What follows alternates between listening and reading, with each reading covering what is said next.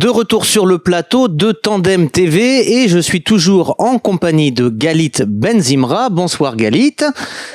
Michael Greenspan, réalisateur qui nous fait le plaisir d'être avec nous ce soir sur Tandem TV. Et mon collègue, chroniqueur phare de Tandem TV, Avi Van Vetter. Bonsoir Avi. Bonsoir. Et nous avons la chance de retrouver maintenant Philippe Sola. Bonsoir Monsieur Sola. Bonsoir à tous. C'est avec un grand plaisir que nous vous accueillons sur Tandem TV. Vous avez fait des études de philosophie, vous avez été CPE et vous êtes chef d'établissement depuis plus de 12 ans. Aujourd'hui en poste à Moissac près de Toulouse depuis le 1er septembre. Et tout à fait, c'est exactement ça. Et nous avons le plaisir de vous recevoir ce soir parce que vous venez de publier un essai, Le Juif et le Nazi, publié chez L'Armotte dans la collection Libre Champ, qui est un essai philosophique, une réflexion sur l'être juif avec des autres clés d'appréhension de la Shoah. Donc nous avons beaucoup de questions à vous poser sur ce livre. La première question que j'aimerais vous poser, c'est les raisons qui vous ont poussé à écrire ce livre. Notamment, vous démarrez et vous terminez en évoquant le voyage que vous avez fait à Auschwitz-Birkenau. Est-ce que l'idée d'écrire ce livre est venue avant ou après la visite que vous avez faite ? D'abord, très rapidement, je veux vous remercier pour votre invitation. Je suis très touché, très honoré. J'adore Tandem TV. Je salue par votre intermédiaire, si vous l'acceptez, la communauté francophone en Israël. Alors, d'où m'est venue l'idée ? Oui, disons que on va dire que là, j'interviens non pas à titre de chef d'établissement, mais à titre d'écrivain. Et c'est important de faire la distinction. Dès ma prime enfance, il y a quelque chose chez moi qui est inscrit en moi, qui est lié au souvenir de la Shoah, qui est quelque chose de l'ordre d'un sentiment, un sentiment de mémoire, aussi un sentiment de menace. Et je dirais que, pour résumer, j'ai eu ce sentiment depuis très longtemps. Peut-être que il n'y a pas eu un jour de ma vie où je n'ai pas pensé de près ou de loin à la Shoah. Bon, ce qui m'a valu quand même bien des années de thérapie. Ça va mieux. Donc, ce livre-là, je pense que je l'avais en moi depuis très longtemps, ou en tout cas quelques éléments de réflexion. Puis, il y a eu un enchaînement, en fait, un concours de circonstances. Je suis allé voir un film avec ma famille, avec mes enfants et ma femme, un film sur Charlotte Salomon, qui est d'ailleurs une auteure qui a été déportée, et dans le petit cinéma de quartier de ma ville qui s'appelle Montauban, à côté de Toulouse. C'est un cinéma d'art et d'essai. Et en bande-annonce de ce film, il y avait la bande-annonce d'un film qui s'appelle Muséum. Muséum, c'est un film qui est réalisé par Jonathan Levy. Et ça passait la semaine suivante. Du coup, je me suis dit, tiens, ça m'intrigue. La bande-annonce m'a beaucoup intrigué. Le principe, c'est très simple, c'est que le réalisateur ne filme pas Auschwitz, mais il filme les visiteurs qui visitent Auschwitz. Et donc, j'y suis allé la semaine suivante sans trop d'illusions ou trop d'espoir. Je me suis dit, ça va être trop barré, trop abstrait. Bon, et en fait, ça a été un monument pour moi, un moment très important. Et puis, j'ai rencontré le réalisateur. On était 10 peut-être dans la salle. À la fin du film, on a pu échanger avec lui. Je suis devenu ami.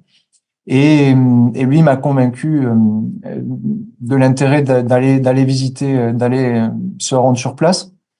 Il se trouve que quelques semaines après ce film et cette rencontre avec Jonathan, mon ministère, le ministère de l'Éducation nationale, a organisé un séjour d'études à Auschwitz en partenariat avec l'institution parisienne du Mémorial de la Shoah. Et donc, on pouvait candidater.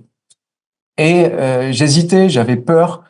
Je me disais, comme beaucoup d'ailleurs, je crois, on a un peu peur de se confronter à ce lieu. Et pour être bref, Jonathan, que j'ai rappelé, m'a dit, fais-le, vas-y, c'est important, je crois que pour toi, c'est important. Voilà, et donc je m'y suis rendu. Excusez-moi, c'était il y a combien de temps ? Alors, cette visite, c'était fin mars 2023, précisément il y a 1 an. D'accord. Donc, expérience que vous faites après moult réflexions et on comprend à travers l'introduction, le passage du livre, qu'il y a un avant et il y a un après votre voyage. Absolument. il y a un avant et un après. Bon, je pense que c'est une expérience qu'on pourrait qualifier de totale. Ce qui m'a séduit dans le film de Jonathan, c'était une petite phrase mise en exergue sur l'affiche du film.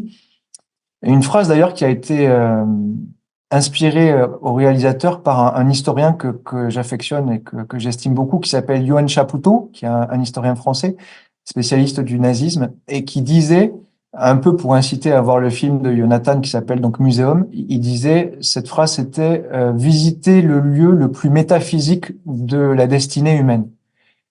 Oui, donc je pourrais dire que cette visite, en fait, je pense qu'il ne peut pas y avoir de visite. Je pense qu'on peut pas parler de visite d'ailleurs. Quoi qu'il en soit, l'expérience, elle est totale et elle est un contact avec le métaphysique, oui, selon moi. Alors, du coup, le projet d'écriture de l'essai, il a précédé cette visite ou c'est à votre tour que vous vous êtes dit j'ai ce besoin d'écrire et je vais poser mes réflexions sur le papier. Tout à fait, Jérôme. Tout à fait. C'est votre deuxième option qui est la bonne. C'est-à-dire que, en fait, c'est même pas à moi qui me suis dit j'ai envie d'écrire, ça m'inspire. C'est plutôt que ça s'est imposé à moi. Ça a été un besoin, je sais pas, vital, quelque chose de cet ordre-là, en tout cas, quelque chose qui s'est imposé et qu'il fallait que je fasse, presque quoi qu'il m'en coûte. Il en allait de mon, oui, de mon équilibre intérieur. Alors, on a très envie de partager en fait les thèses qui sont dans votre livre et vous en abordez plusieurs, mais notamment il y a une réflexion pour essayer de comprendre l'incompréhensible, l'inimaginable, la Shoah, et vous quittez les chemins classiques de raisons sociales, historiques, économiques, raciales, autour de l'être juif et ce lien des nazis avec l'être juif de leur vivant, mais qui dépasse leur vivant. Est-ce que vous pouvez... l'exercice est difficile en quelques minutes, mais essayez de nous en dire plus sur cette thèse. Je ne sais pas si vous-même vous y êtes allé là-bas. Il se trouve que je me suis, à un moment donné, dans la visite, puisque c'est bien ficelé, hein, il y a des guides en plus polonais très souvent qui viennent présenter le lieu. Et à un moment, on se retrouve près d'une fosse, en fait, qui est une clairière. Et on nous dit pas tout de suite que c'est une fosse. On comprend parce qu'il y a 3 stèles. Une clairière toute verte. Quand je me suis retrouvé devant cette clairière, évidemment non, mais pour moi, évidemment, une sensation très forte, très violente, en fait. Je saurais pas trop la décrire. Et puis après, quand je me suis éloigné, notre groupe s'est éloigné. On est parti du Canada, du lieu qui s'appelle le Canada, un lieu où on entreposait les affaires des déportés vers la sortie. Là, je me suis rendu compte qu'en fait, ce lieu, il est immense et il est vide.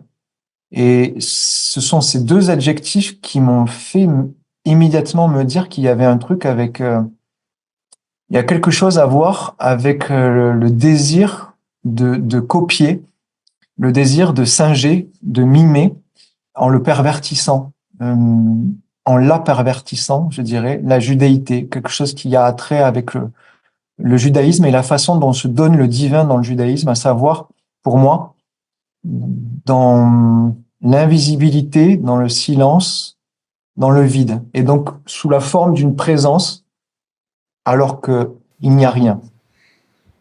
Alors, ce que vous dites, et après je laisse la parole à Avi qui avait une question, justement ça me fait penser à une des phrases de votre livre où vous dites « Les nazis ont essayé de matérialiser la façon dont se donne la divinité dans ce que l'on nomme le judaïsme ». Oui. Dans le judaïsme, l'être divin qui est donc... vraiment, on va dire, le point d'orgue de la Torah, de la Bible hébraïque, cet être qui n'est pas un être suprême, selon moi, qui n'est pas le dernier élément des étangs dans l'échelle des êtres, de la perfection, comme s'il était le dernier. C'est pas ça, ce qu'il y a décrit dans la Torah, selon moi. C'est plutôt un être qui est perçu comme une fonction d'être, quelque chose qui fait être. Et donc, le judaïsme a porté et porte cette idée que l'être, c'est le sujet. Le nazisme et les nazis en chair et en os, et il y avait quelque chose chez eux qui était de l'ordre de l'avoir. Mon livre, en fait, c'est une espèce de réflexion sur l'être et l'avoir.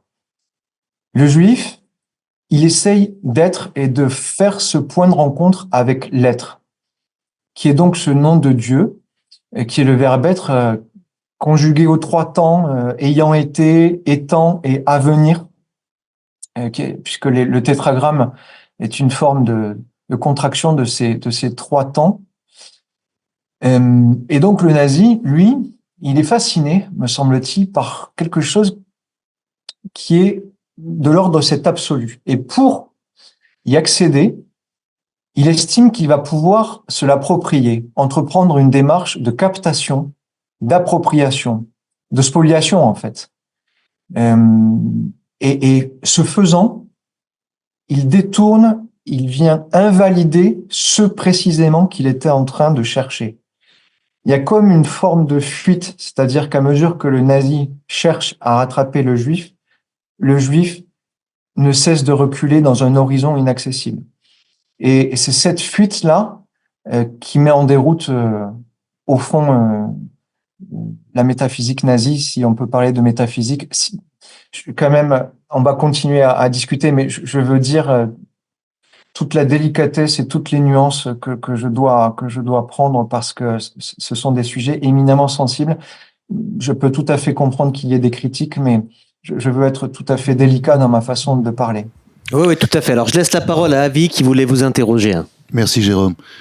Philippe Sola, il y a quelque chose dans l'être et l'avoir que vous avez cité, quelque chose que par expérience de plusieurs voyages faits dans les camps, que ce soit Majdanek, Auschwitz, Buchenwald et les autres, quelque chose que j'ai ressenti, c'est le fait que on évolue par morceau, voulu déshabiller, arracher la moindre pièce des Juifs. On a voulu finalement se les approprier. On ne peut pas, alors on les met en pièces. C'est le cas de le dire. Et finalement pour laisser que le vide.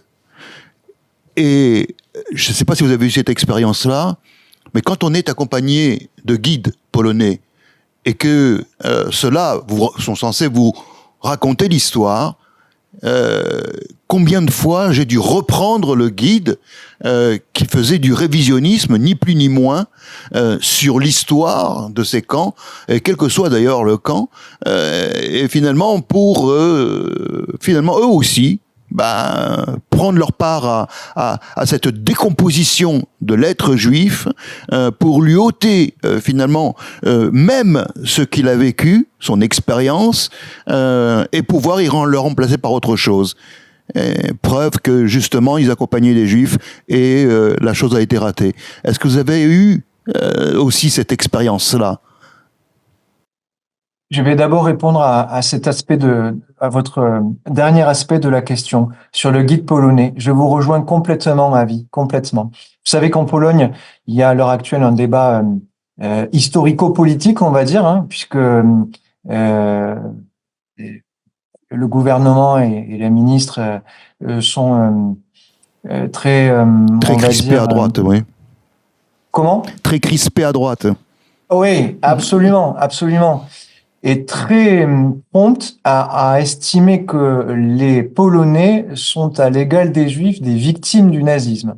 Et les guides en Pologne sont absolument pétris de cette idée-là. Donc, quand on va visiter Birkenau en Pologne ou Majdanek, tout à fait, je vous rejoins, je partage cette expérience-là. Les guides, finalement, expliquent que les Polonais sont tout aussi victimes, voire plus que les Juifs dans cette affaire-là. Et donc, évidemment, ça évite d'interroger une éventuelle complicité. Pour reprendre le premier point de votre question sur l'expérience de la mise à nu. La mise à nu, et c'est tout à fait juste. Et mon livre est en fait un livre peut-être sur la nudité de l'être. Si j'étais un peu provocateur, je dirais que peut-être qu'à Auschwitz, c'est le nazi qui est plus nu que le juif. Évidemment que le juif, il est mis à nu, y compris physiquement. Parce que le nazi, il est selon moi obsédé par un secret que le juif détiendrait, y compris corporellement. C'est-à-dire, on prête aux juifs des vertus presque magiques. On estime que, je sais pas, se laver les mains avec de la graisse de juif, ça nettoie bien. Peut-être que si je dors sur un oreiller rempli de cheveux appartenant à des personnes juives, alors je vais être contaminé par l'être. Mais non, évidemment que ça ne se passe pas comme ça. Et les nazis sont déçus. C'est une des thèses de mon livre. Pardon hein, pour les termes que j'emploie qui sont très crus. Et donc, si on parle d'actualité et du 7 octobre, dans l'éviscération et les crimes, y compris sexuels, du Hamas à l'encontre de la population israélienne, j'y vois aussi cette image du désir de fouiller partout, y compris dans les lieux les plus intimes, dans les mamades des maisons, dans les ventres des femmes, dans les cerveaux des adolescents, pour voir s'il n'y a pas là le secret de leur être, le secret du fait qu'ils tiennent alors qu'ils ne devraient pas tenir, puisque leur être tient sur un manque, sur une faille. Qu'est-ce que c'est que la nudité du juif? C'est la découverte de la coupure, de la mila pour les hommes. C'est très étrange. Les nazis découvrent ça progressivement, qu'en fait, l'être juif n'est jamais complet. Et c'est à la fois une source de fascination et une source d'inquiétude. Russe de l'âme, Philippe Sola, et disait Bergson, vous êtes proviseur, vous êtes à Moissac. Moissac, c'était un camp d'éclaireurs israélites pendant la Seconde Guerre mondiale. C'était un lieu de résistance et c'est devenu une ville de juste. Et c'est vous, j'allais dire, un des survivants, comme nous le sommes tous, un des survivants qui va écrire ce livre-là dans une ville particulièrement donc incarnée par la résistance, la protection et finalement l'accueil de l'autre. Il n'y a pas quelque chose d'étrange là-dedans? C'est incroyable, Avi. Tout à fait. C'est bon. Pareil qu'il y a un proverbe qui dit Ein Mazal lebne Israël. Est-ce qu'il y a vraiment une destinée? Je sais pas, mais là, c'est un concours de circonstances incroyable. Les Grecs, ils parlent de kairos, le moment opportun. Toujours est-il que je me retrouve à mon poste, en effet, proviseur à Moissac. Et je dois dire que du travail a déjà été largement accompli. Et les lycéens de mon lycée ne m'ont pas attendu pour réaliser un parcours mémoriel en partenariat avec l'ONAC VG, qui est l'organisme des anciens combattants et des victimes de guerre. La préfecture du Tarn-et-Garonne a également apporté son concours à la réalisation d'un parcours mémoriel pour faire honneur à ce passé de Moissac et à cette ville de Juste.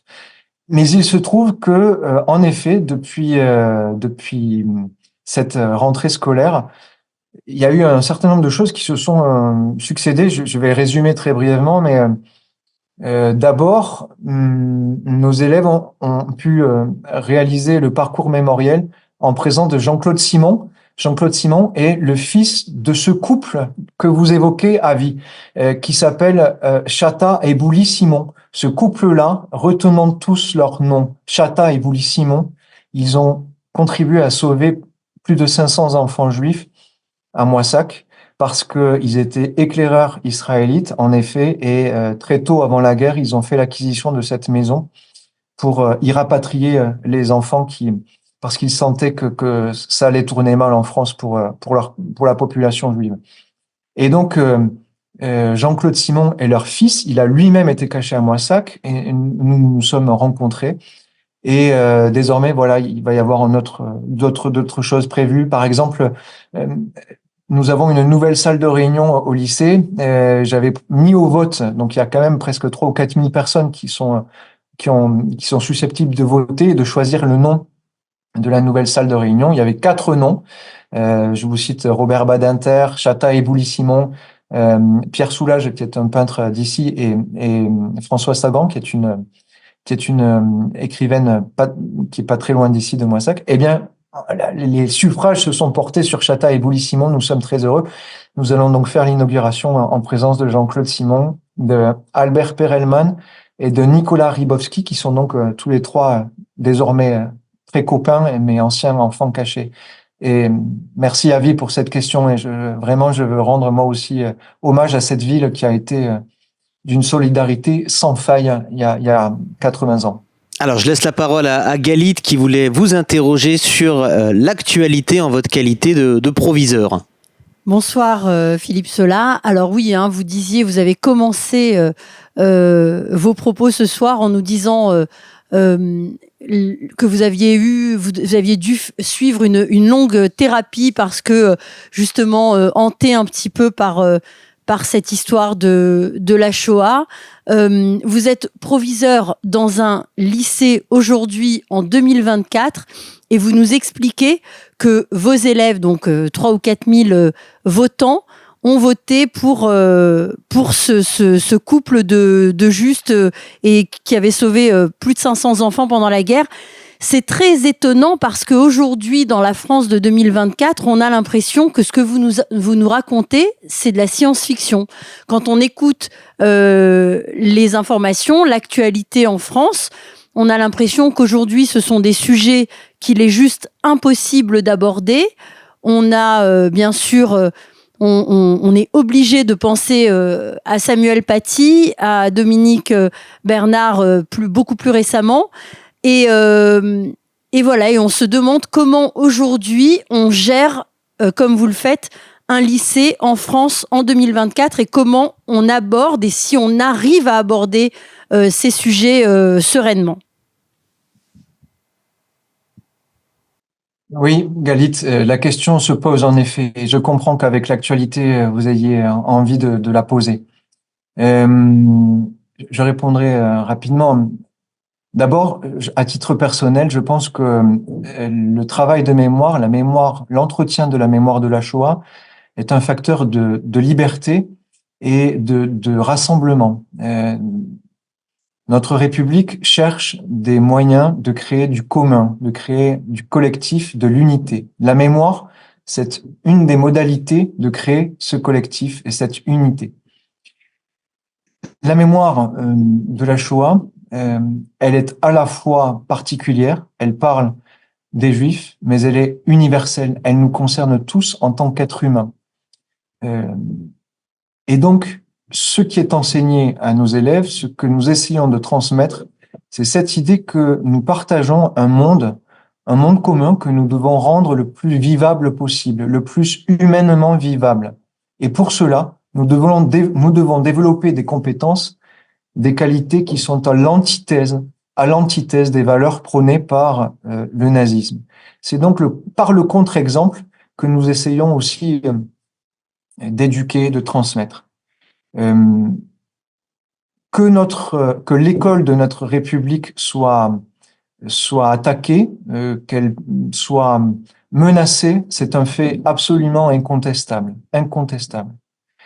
Seulement voilà, l'école de la République, elle est forte. Elle est forte parce qu'elle est constituée de professionnels qui se sentent soudés autour de valeurs universelles, lesquelles sont précisément contestées.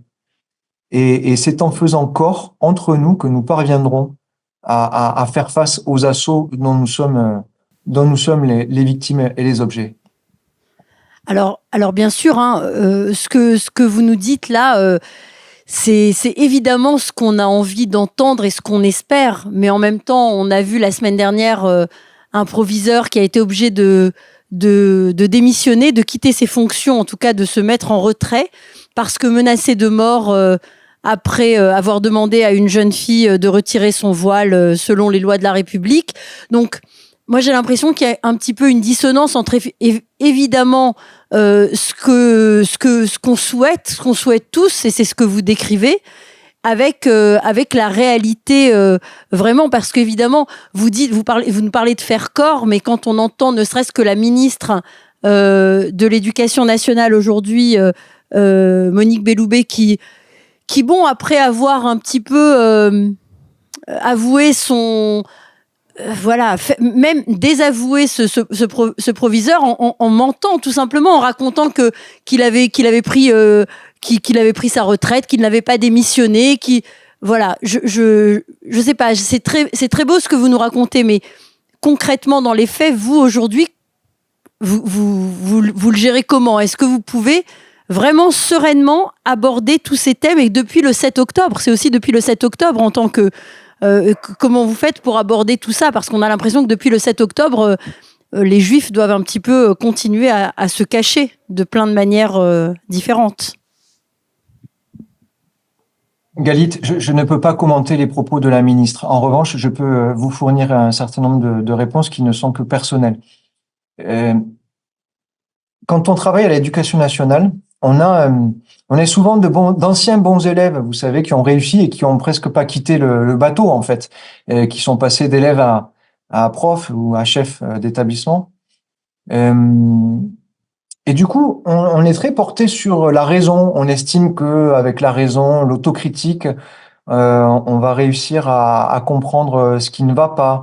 Donc voilà, il y a quand même une promptitude, il y a quand même une tendance chez nous à nous remettre en question facilement, qui est pour nous le signe d'une forme d'intelligence. Se remettre en question, c'est perçu par des êtres rationnels et raisonnables comme une forme d'intelligence. À l'heure actuelle, ou en tout cas dans certaines situations, c'est un peu contre-intuitif ce que je vais vous dire. Mais se remettre trop en question, faire preuve de trop grande bienveillance, c'est parfois paraître faible pour une certaine catégorie de personnes. Et c'est là aussi ce qui est très contre-intuitif, c'est même contribuer à exciter la violence de ceux qui nous assaillent. Pour un certain nombre de personnes de mon ministère, peut-être qu'il y a une découverte de ça. Pour d'autres, non. Je ne le découvre pas. Et donc, la seule manière, c'est d'être absolument ferme sur la loi et sur le droit. Il faut assurément être fort. La force de la loi, la force du droit, la force des mots. Et quand cela n'est pas nécessaire, eh bien, s'entourer de protection. Et grâce aussi aux forces de sécurité françaises. Nous sommes régulièrement en lien, vous savez, Galit, avec les renseignements territoriaux ou avec d'autres forces qui nous questionnent à ce sujet.